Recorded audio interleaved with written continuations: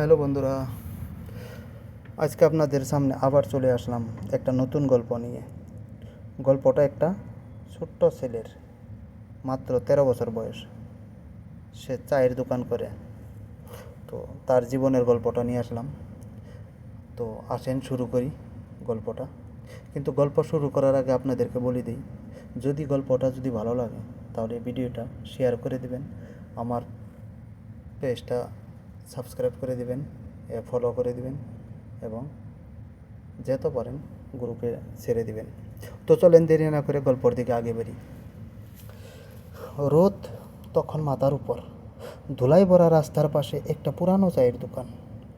চুলার পাশে দাঁড়িয়ে ঘাম ঝরছে একটা ছেলের। ছেলেটার নাম ইমন, বয়স মাত্র 13 বছর। হাতে চা বানানোর কেতলি, চোখে জীবনে হাজার প্রশ্ন।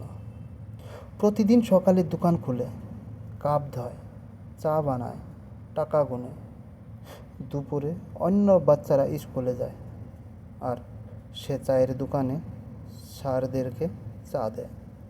কখনো স্কুলের সামনে দিয়ে হাঁটে, থেমে কিছুক্ষণ স্কুলের দিকে তাকিয়ে দেখে। তার বাবার মৃত্যুর পর সংসার ভেঙে পড়েছে। তার মা অসুস্থ, ছোট্ট বোনের দুধ কেনার টাকাও নেই। এমন জানে তার এখন কেবল একটাই দায়িত্ব, বাঁচা আর পরিবারকে বাঁচানো। একদিন বিকালে দোকানে এলেন এক ভদ্রলোক।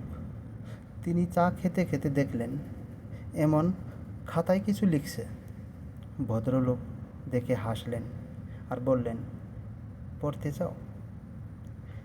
এমন মাথা নিচু করে বলল, হ্যাঁ চাচা, কিন্তু বই কেনার টাকাও নেই। ভদ্রলোক চুপ করে রইলেন।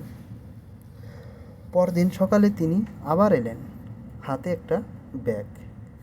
ভেতরে আছে বই, খাতা আর একটা কলম, আর বললেন, চা বানানোর পর রাতের দিকে এগুলো পড়ে নিও।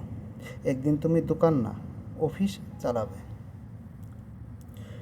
সেই রাতেই এমন দোকান বন্ধ করে কপির আলোয় পড়া শুরু করলো।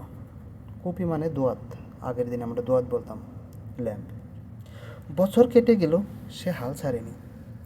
দিনে কাজ, রাতে লেখাপড়া, এটাই তার জীবনের রুটিন হয়ে গেল।